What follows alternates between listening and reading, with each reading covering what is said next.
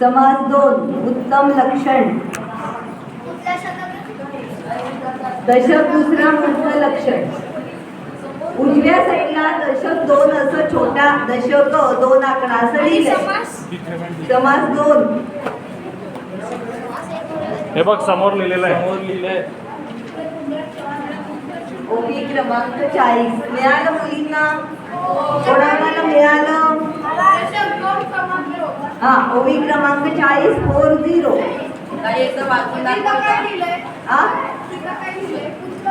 हा मी सांगते. आजची आपली ओवी आहे, सत्य मार्ग सांडू नये, असत्य पंथे जाऊ नये, कदा अभिमान घेऊ नये, असत्याचा श्रीराम. श्रीराम पुढे म्हणायचं असतं, असं दासबोध वाचलं, प्रत्येक ओवी वाचून झाली की श्रीराम म्हणायचं असतं. श्रीराम लिहिलेलं नाही, आपण वाणीने वैखरी वाणीने अनेक वेळा अनेक ओव्यांमध्ये श्रीराम असा उच्चार करतो. ओवी समजली आहे? पुन्हा म्हणते, सत्य मार्ग सांडू नये, असत्य पंथे जाऊ नये, कदा अभिमान घेऊ नये, असत्याचा श्रीराम. सत्य म्हणजे काय? कोणी सांगेल? सत्य म्हणजे की खरं बोलणे व प्रामाणिक राहणे आणि लोकांना न फसवणे. छान. आणखीन काय सत्य म्हणजे? सत्य म्हणजे कशी वाणी असते ज्याच्यामध्ये सगळं प्रामाणिक असतं आणि जे बोलतो ते म्हणजे खऱ्या आयुष्यात चांगलं असतं. बरं. हां काय? सत्याचे नेहमी असतं. बरं बरं. छान. बरोबर आहे. काहीच चूक नाही. हां आता आपण सत्याच्या निराळ्या छटा. सत्य अनेक प्रकारे असतं आणि ते आपल्याला जीवनामध्ये कशा तऱ्हेने अंगीकारता येतं, फॉलो करता येतं हे आपण पाहणार आहे. ऐकणार गोष्टी पण येतात. नुसतंच बोलणार नाही, बोलणार आहे गोष्टी रूपाने सुद्धा सांगणार. तर सत्य म्हणजे खरे बोलणे. लिहून घ्या. मी सत्य म्हणजे काय काय हे सगळं लिहून घ्यायचं. एकदा सत्य म्हणजे लिहा आणि पुढे खाली खाली लिहित गेला, डू करत गेला सत्य म्हणजे, तरी तुमचं पटपट होईल. बरोबर. पुन्हा सत्य म्हणजे लिहू नका. सत्य म्हणजे काय हे इथे लक्षात ठेवायचं. सत्य म्हणजे आणि मग आता काय बोलतोय ते. बरोबर. चला स्टार्ट. नाही लिहिणं कंपल्सरी नाही, इथे ठेवणं कंपल्सरी. इथे लक्षात ठेवा आणि मग आठवून घ्या, ते जास्ती चांगलं पडेल. पण ते नंतर लिहा, जेवणानंतर लिहा. आता सगळं बोलण्याकडे लक्ष असू दे. सत्य म्हणजे खरे बोलणे. सत्य म्हणजे शिस्त. सत्य म्हणजे स्वाभिमान. सत्य म्हणजे धैर्य. सत्य म्हणजे क्षमा. सत्य म्हणजे प्रयत्न. सत्य म्हणजे एकाग्र शांती. सत्य म्हणजे विवेक. सत्य म्हणजे धर्म. सत्य म्हणजे सुंदरता. आणि शेवटचं एक सत्य आहे ते वेळाने की सांग. बरोबर. आता आपण आता लिहू नको. मी पुन्हा एकदा सगळी सत्य सांगते, लक्षात ठेवा. नंतर लिहायची घाई करू नका, कारण वरखाली होणार आहे. आणि ते कसं नंतर मी त्याच्यातली पण एक संबंधित गोष्ट सांगणार आहे, म्हणजे मग तुम्हाला लक्षात येईल. सत्य म्हणजे खरे बोलणे. सत्य म्हणजे शिस्त. सत्य म्हणजे स्वाभिमान. सत्य म्हणजे धैर्य. सत्य म्हणजे क्षमा. सत्य म्हणजे प्रयत्न.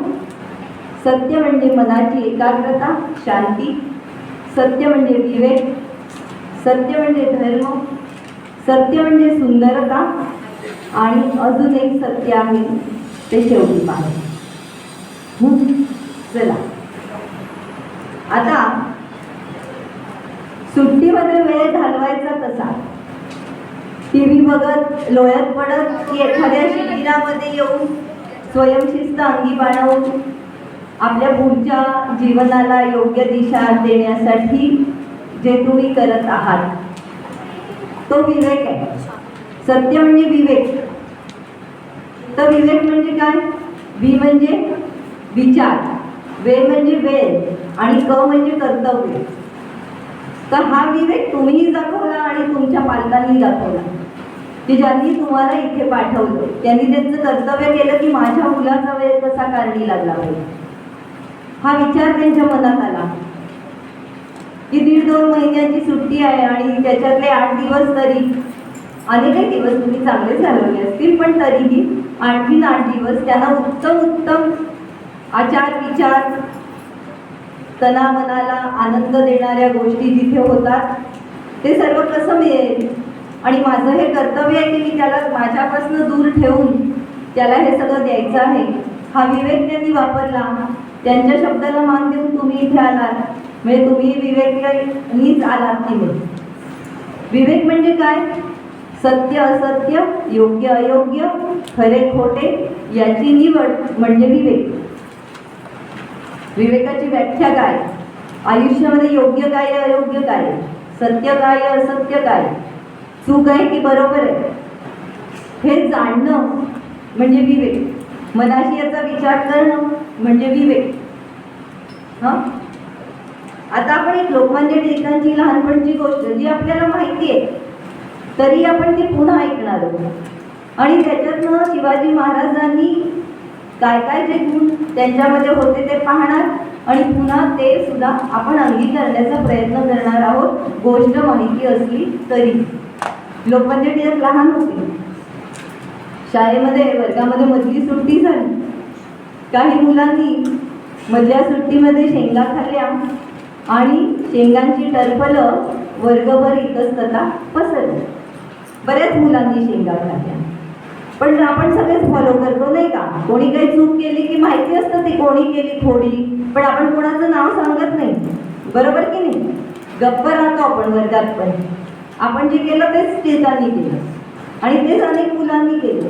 मधली सुट्टी झाली, शेंगांची टरफलं इतस्तता पसरलेली होती.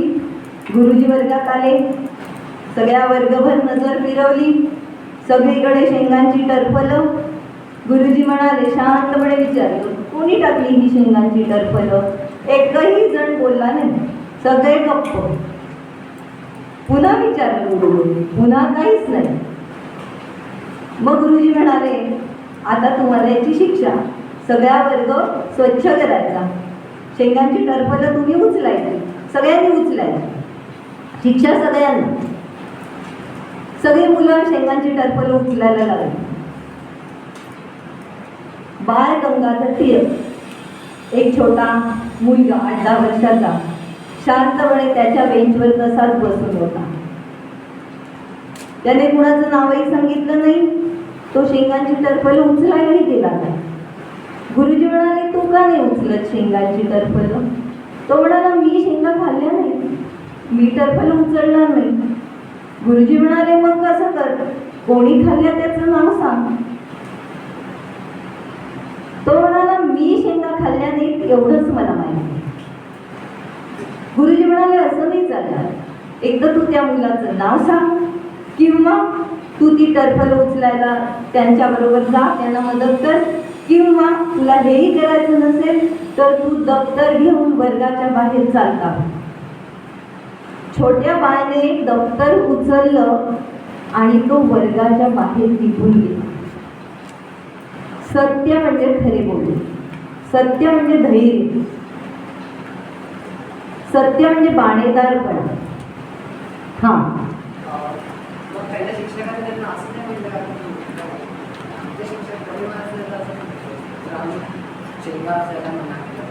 आपल्या शिक्षकांमध्ये आणि आपल्यामध्ये सुद्धा फरक आहे ना. आपण बाळ नाही आहोत, आपण तसे वागतो का? पहिला हा विचार. आमचे शिक्षक काय म्हणतात त्याच्यापेक्षा आपण काय करतो.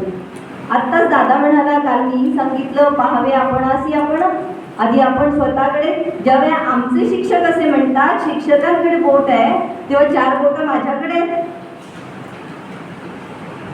हे मी विसरतोय आणि मी लगेच शिक्षक, आमचे शिक्षक, पण मी काय करतोय हा प्रश्न माझ्या मनाला शिवतच नाही. तो शिवला पाहिजे आधी. नाही, आपण आधी पुढे जायचंय, मग हे प्रश्न आपण अगदी नंतर त्याची उत्तरं घ्यायचीच. आपण आपल्याकडे दिवसभराचा वेळ आहे. आता आपण सत्रामध्ये पुढचं सगळं ऐकायचं, कारण एकात एक प्रश्न निर्माण होतील, सगळे 60च्या 60 प्रश्नांना उत्तरं देईल. पण नंतर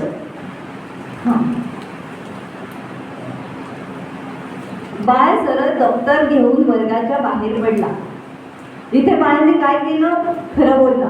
त्याने शेंगा खाल्ल्याच नव्हत्या, आणि मी शेंगा खाल्ल्या नाहीत म्हणून मी टरफल उचलणार नाही हे सांगण्याचं धैर्य सुद्धा होतं. आणि ते धैर्य समर्थ शिकवतात आपल्याला. मना श्रेष्ठ धारिष्ठ जीवी धरावे, मना बोलणे नीच शोषित जावे, स्वये सर्वदा नम्र वाचे वदावे, मना सर्व लोकां सिरे निववावे. त्यांनी गुरुजींचा अपमान नाही केला, त्यांनी कोणाची चहाडी केली नाही. आज आपण उत्तम लक्षणं बघणार आहोत. आपण काल मूर्ख म्हणून सगळ्यांनी हात वर केला. उत्तम कोण कोण आहे? कोणाकोणाला वाटतं की मी उत्तम आहे? का नाही वाटत आपल्या सगळ्यांना की मी उत्तम आहे? आहोत आपण उत्तम नाही असतं, पण म्हणूनच आपण इथे आहोत. आपल्यामधली काहीतरी न्यूनता आहे, काहीतरी कमीपणा आहे, तो आपल्याला घालवायचा आहे. पण याचा अर्थ आपण वाईट आहोत असं नाही. आपण उत्तमच आहोत. आणखीन आपल्याला सर्वोत्तम व्हायचंय, आणि सर्वोत्तम इकडे बसले म्हणून त्यांना सर्वोत्तम म्हटलं जातं. तो इथपर्यंतचा प्रवास आहे आपला. आपण वाईट नाहीच आहोत. त्यांनी चुगली पण नाही केली.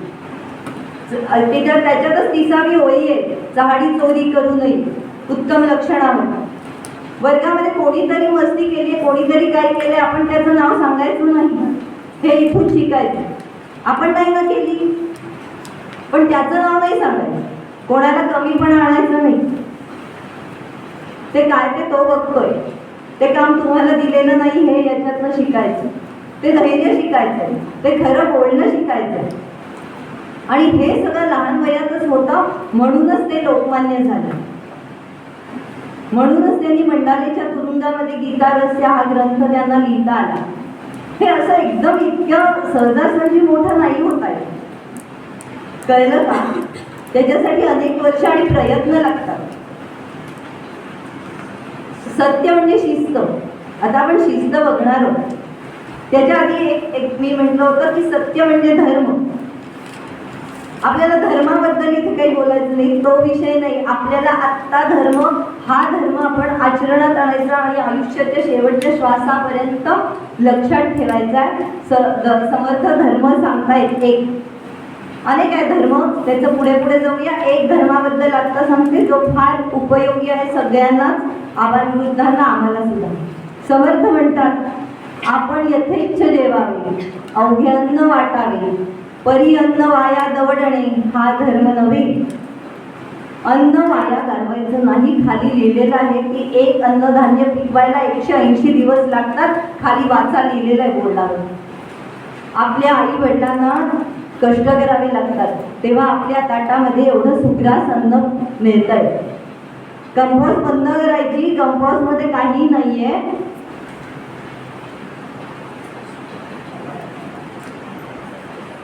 काहीच ही भाजी आवडत नाही, हे आवडत नाही, काही नाही. आपण काल पाहिलं सगळ्या चवींचा रस सांगता आला पाहिजे. आणि षड्रस आपल्या अन्न पोटात गेलीच पाहिजेत. कडू, तिखट, आंबट, खारट, गोड, 6 षड्रस आहेत, 6 रस आहेत. आणि प्रत्येक भाजीमध्ये, आमटीमध्ये, डाळीमध्ये, अन्नधान्यामध्ये, भाज्यांमध्ये, फळांमध्ये हे सगळे रस साठवलेले आहेत. त्यामुळे खायचंच. माझी टुर्नामेंट आहे आणि मला ते चालत नाही, एवढ्याशा फोडीने काही होत नाही. पहिलं हे लक्षात घ्यायचं.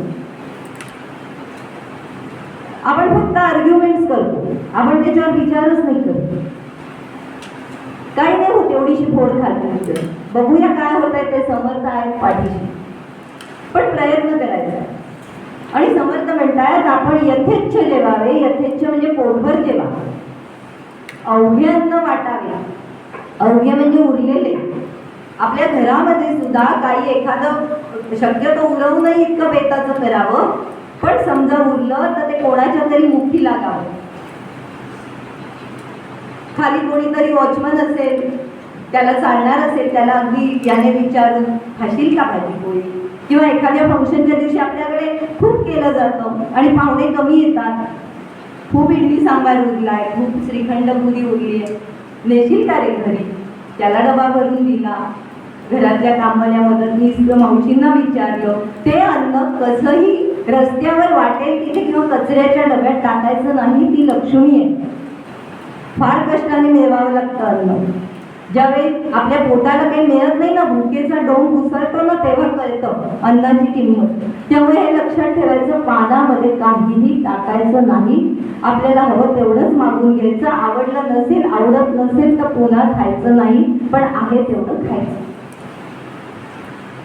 आणि अन्न वाया कधीही घालवायचं नाही, कितीही मोठं झालं तरी. ते अन्न मला कसं कारणी लावता येईल, मग कालच्या उरलेल्या पोळीचं लाडू करता येईल का,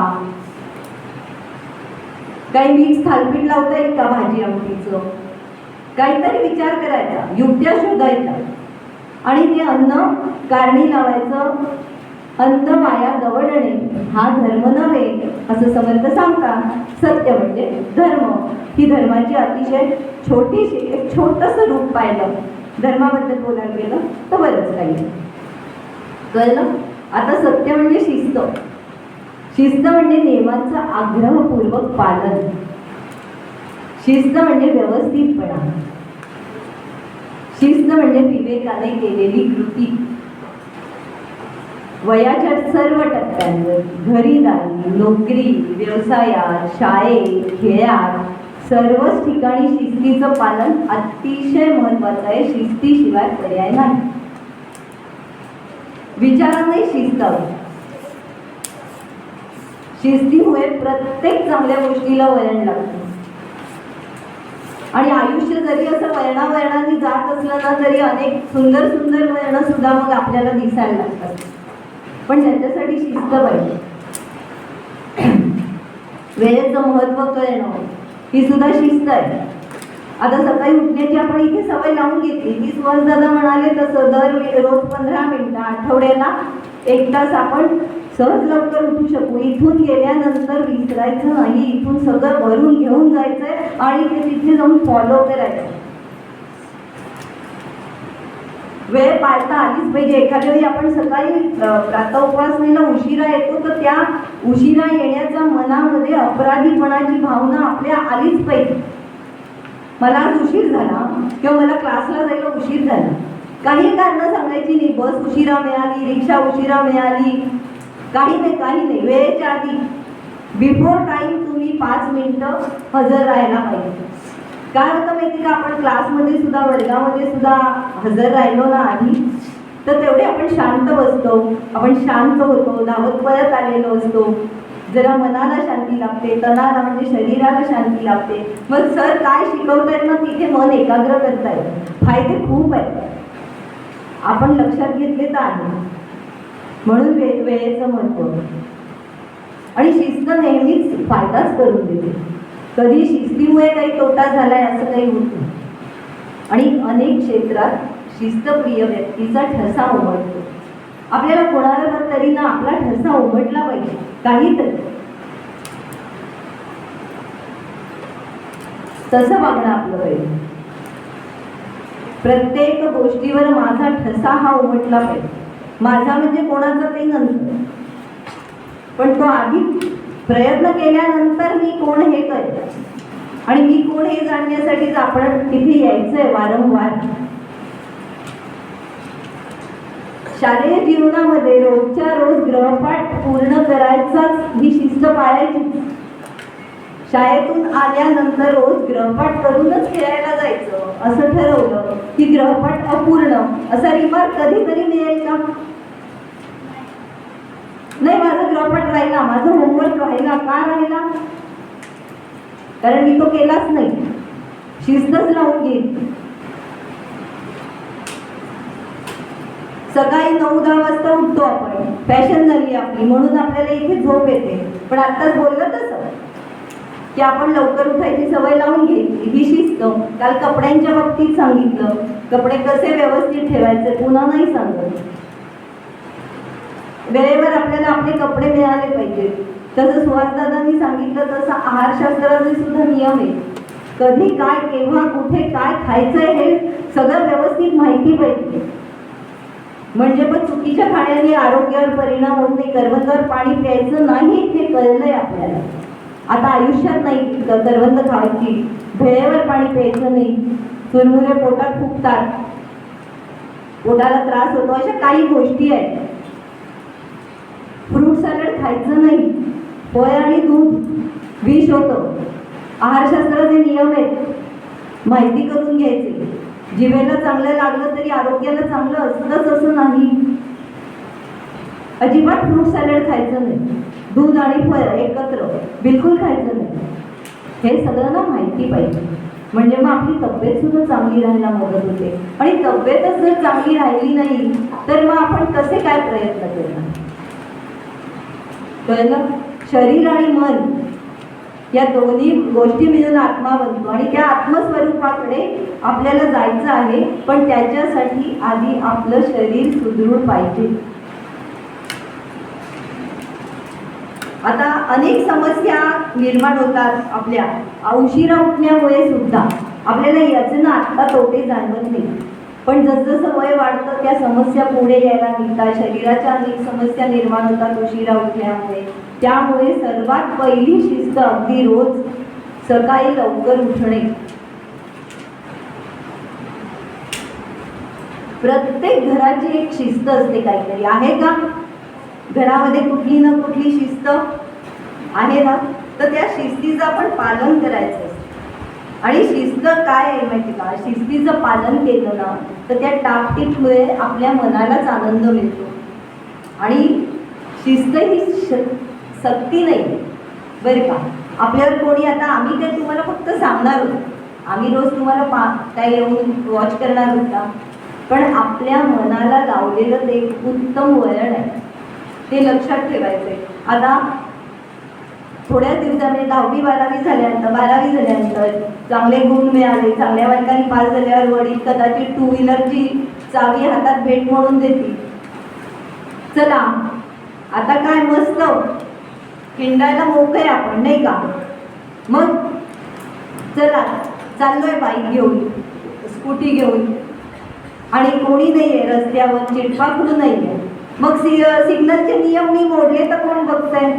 नाही का? मोडायचे का? हां, मग नियम धाब्यावर बसून अयोग्य मार्ग निवडायचा, सिग्नल तोडून पुढे जायचं. हल्ली काही नाही होत, पण हल्ली सगळं कॅमेऱ्यामध्ये बंदिस्त होतं. पण आपण कॅमेऱ्यामध्ये बंदिस्त होतं म्हणून नाही वागायचं, ते चुकीचं आहे म्हणून त्याचा अंगीकार करायचा नाही. ते आपल्याला जवळपास पण अशा गोष्टींना आपण फिरकू द्यायचं नाही, कारण आपणही चुकतो. आणि आपल्या पाठीमागे जर कोणी डबल सीट असेल ना, आपली बहीण असेल, मित्र असेल, मैत्रीण असेल, त्यांच्यावर सुद्धा तो अयोग्य परिणाम होतो. म्हणजे आम्ही पण बिघडतो आणि इतरांना पण बिघडवतो. तसं न करता आम्ही पण घडतो. आम्ही बी म्हणजे आम्ही पण घडतो. बी म्हणजे बिघडण्यातला बी नव्हे, पण. कळलं? आपल्याला घडायचंय. रस्त्यावर थुंकणं, वेफरची, बिस्किटांची पाकिटं, रिकामी पाकिटं रस्त्यावर टाकणं, शाळेच्या आवारामध्ये टाकणं, बसमध्ये, ट्रेनमध्ये, दूरचा प्रवास असेल, वरची बर्फ मिळाली टाका खाली, कॅडबरी खाऊन खालच्या माणसावर पडतंय. नाही चालायचं, नाही करायचं. आपल्या सॅकमध्ये, आपल्या पॅन्टच्या खिशात कुठेतरी ते ठेवायचं, उतरल्यावर डस्टबिनमध्ये टाकायचं. छोट्या छोट्या गोष्टी आहेत ना या, पण या अंगी करायच्या, या शिकायच्या.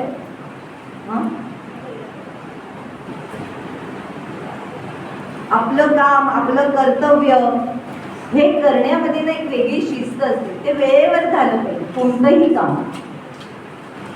वेळेची शिस्त, अनेक याच्यातून आता उल्लेख झाला की वेळेची शिस्त ही पाळताच आली पाहिजे. इंटरव्ह्यूला वेळेवर नाही गेलो, झालं गेलं ना, ते म्हणतील नाही आता नाही, तुमचा चान्स गेला. बरोबर की नाही? पुढचं सगळी दूरदृष्टीने आपल्या वेळेचं नियोजन आणि रोजच्या रोज आपल्या वेळेचं नियोजन आपल्याला करताच आलं पाहिजे. मी शाळेतून आल्यावर हे करणार आहे, मी सुट्टीमध्ये हे करणार आहे, अवांतर वाचन करणार आहे. अनेक पुस्तकं आहेत उत्तम उत्तम वाचायला. पण वेळेचं नियोजन केलं तर होईल, नाही तर ते मोबाईल घेऊन बसलो ना तर काही होणार नाही. बघायचा मोबाईल, त्यालाही एक लिमिट ठेवा. कंटाळायला म्हणून फक्त 10 मिनिटं घड्याळ लावून 9व्या मिनिटालाच कळलं पाहिजे की मला ठेवायचं आहे, एवढं लक्षात ठेवायचं आहे. श्रीमद दासबोध या ग्रंथामध्ये समर्थ रामदास स्वामी म्हणतात की जीवनात सौंदर्य निर्माण होण्यासाठी जीवनाला सुंदर घाट देणे आवश्यक असते. तसा घाट देण्यासाठी शिस्त लागते. समर्थ सांगतायत का हे सगळं समर्थांचंच आहे. आम्ही फक्त निमित्त होऊन त्यांची जी काही सांगण्याची एक त्यांना वाटतंय सांगावं तुमच्या पुढे, ते आम्ही फक्त थोडंसं विस्ताराने सांगतोय, एवढाच फरक आहे. नियम पाळल्यापासून शिस्त लागत नाही. आळस झटकल्याशिवाय नियम व शिस्त पाळता येत नाही. जीवनास मनोहर रूप देण्यासाठी समर्थांनी आदर्श दिनक्रमाची एक रूपरेषा सांगितली आहे. आणि ह्या दिनचर्येमध्ये सगळं हवं बरं का.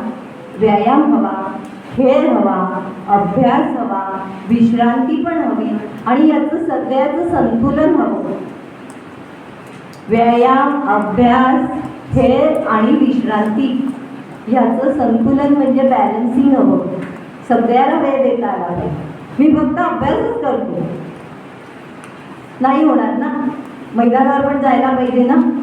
मी नुसतं खेळतो आणि अभ्यासच करतो, विश्रांती पण पाहिजे ना शरीराला. तर सगळ्याचं संतुलन हवं आणि ते संतुलन आपण लक्षात घ्यायचं आहे. समर्थ म्हणतात रिकामा जाऊ नेली एक क्षण सुद्धा रिकामा जाऊ देऊ नका. इतकं स्वतःला बिझी ठेवा. चांगल्या चांगल्या गोष्टींमध्ये ठेवता येतं. हां, आणि आता इथून घरी गेल्यानंतर ना एक रिव्ह्यू घ्यायचा. स्वतः जसं एक 10-15 मिनिटं, अर्धा तास शांत बसायचं आणि मी आठवडाभरात काय काय शिकलो त्याची उजळणी करायची. आणि रोज मग ती जाता येता केली तरी चालते. एक पहिले 2-4 दिवस सवय लावून घ्या, ती आपोआप होते. समर्थ म्हणतात जयासी एकांत मानला अवघ्या आधी कळे कयाला. आपलाच आपण एकांत शोधायचा, त्याच्यामध्ये आपल्याला अनेक उत्तरं मिळतात. शांत बसा, विचार करा, मनन करा, चिंतन करा आणि जे जे काही ऐकलंय त्याचं आचरणात आणा. जयास एकांत मानला सर्व आधी करे कयाला. मग काय कळतं ना ते तुमचं तुम्हीच अनुभवा. कारण प्रत्येकाच्या अनुभवाची वेगळी वेगळी पातळी, वेगळी वेगळी दिशा आहे, वेगळे वेगळे अनुभव आहेत. जे मी सांगेन ते तुमचे नसतील आणि तुम्हाला जे छान अनुभव येतील ते मलाही माहिती नसतील. कळलं? आता मात्र आपण इथून पुढे गोष्टी ऐकणार आहोत. कळलं? श्यामची आई या चित्रपटात मी अनेक मोठी मोठी माणसं कशी घडली ते सांगणार. श्यामची आई चित्रपटात माधव वजे या नावाचा एक बाल कलाकार काम करत होता. पुण्यामध्ये लहानपणी ते जेव्हा राहत होते तेव्हा त्यांचं एकत्र कुटुंब होतं. त्यांच्या एकत्र कुटुंबामध्ये आत्ता जशी पंगत बसते ना, खाली अनेक मुलं. एकत्र कुटुंब असली की अनेक मुलं असतात. काका, त्यांचे मुलं, बहीण भावंड ती अशी असतात आणि एकत्र पंगत बसते. तेव्हा त्यांच्याकडे असा नियम होता की जेवणाच्या आधी एखादं स्तोत्र, एखादा श्लोक, एखादी माहीत असलेली गोष्ट सांगायची, त्याशिवाय जेवण मिळणारच नाही. म्हणजे रोज काहीतरी पाठांतर करणं भाग होतं. बरं, एखाद्या दिवशी काही करणारी पाठ करण्याचं राहिलं तर आधीचं काही पाठ असलेलं म्हटलं तरी चालत होतं. बरं, असं नाही की अगदी रोजच नवीन पाठ करायचं. परीक्षेमुळे आज जमलं नाही, आधीचं माहिती ते म्हटलं तरी चालायचं. एक दिवस माधव वजेंच्या घरी आचार्य अत्रे येतात आणि माधव वजे त्यांना माहिती असलेली एक छान गोष्ट आचार्य अत्रेंना ऐकवतात. आचार्य अत्रे इतके खुश होतात आणि श्यामची आई या चित्रपटासाठी त्या छोट्याशा माधवची निवड करतात. आणि श्यामची आई चित्रपट इतका गाजतो आणि माधव वजेंना श्यामची आईमधला हा श्याम ही ओळख ना आयुष्यभर मिळते. आयुष्यभर त्यांचं कौतुक होत राहतं. ते किती मोठे झाले तरी श्यामची आईमधले श्यामची भूमिका केली होती ना, तो हा श्याम बरं का तेव्हाचा. म्हणजे किती वयस्कर झाले पण ती ओळख, ते कौतुक कायम राहील. लक्षात घ्यायचंय आपण. एक लहान मुलगी जिचं तिच्याही घरामध्ये असंच होतं की तिचे आजोबा जे होते ना, ते एक बोर्ड होता त्यांच्याकडे आणि त्या बोर्डावर ते रोज गीतेचा एक श्लोक 2 पाट्या घरात अडकवलेले. एका पाटीवर गीतेचा श्लोक आणि एका पाटीवर सुभाषित लिहिलेलं असायचं.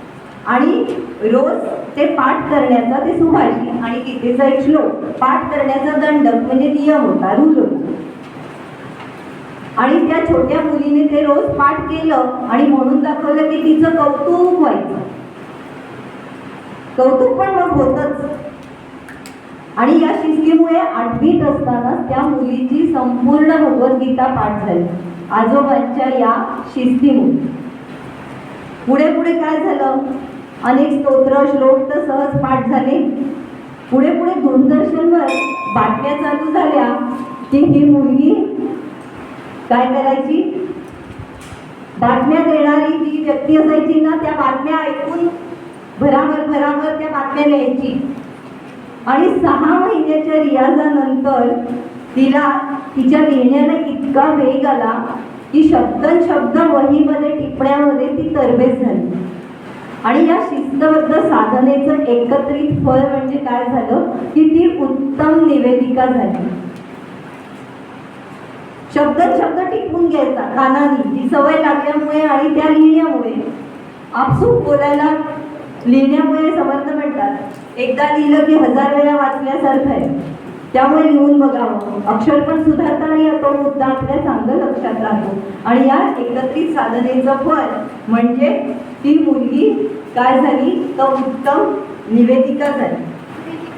निवेदिका म्हणजे अँकरिंग.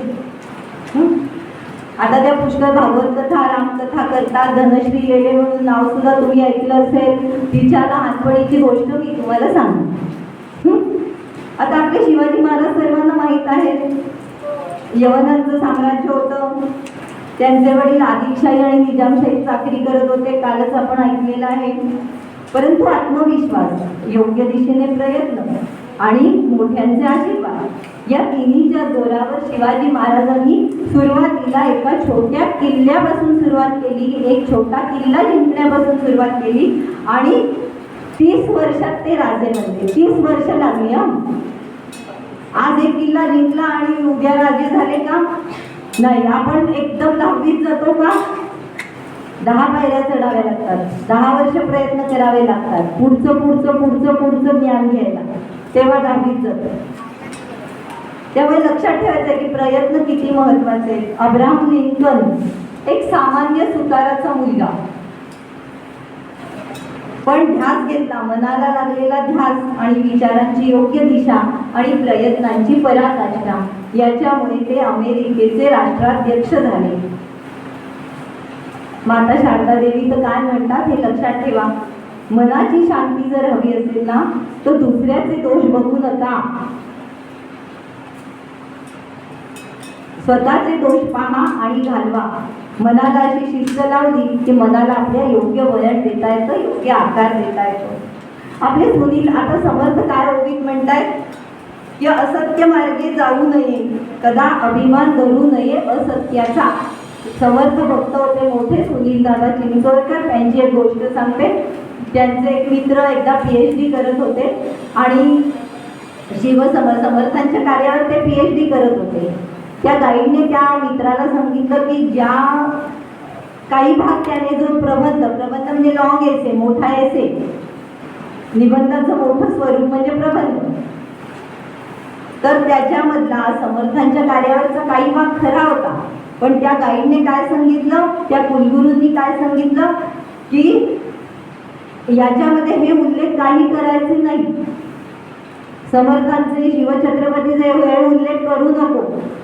तो मित्र इतका टिळकांप्रमाणे ठाम होता ना, त्याने PhD सोडून दिली. तो म्हणाला मला मान्य नाही आहे. त्याने खोटी बाजू घेतली नाही. जे मी खरं होतं तेच लिहिणार होते. तुम्ही नाही म्हणताय ना, मी सोडून देतो. सदा अभिमान धरू नये असत्याचा. याच्या उलट एक मुलगी होती अमेरिकेमध्ये PhD करणारी, असं शिवचरित्रावर PhD करत होती.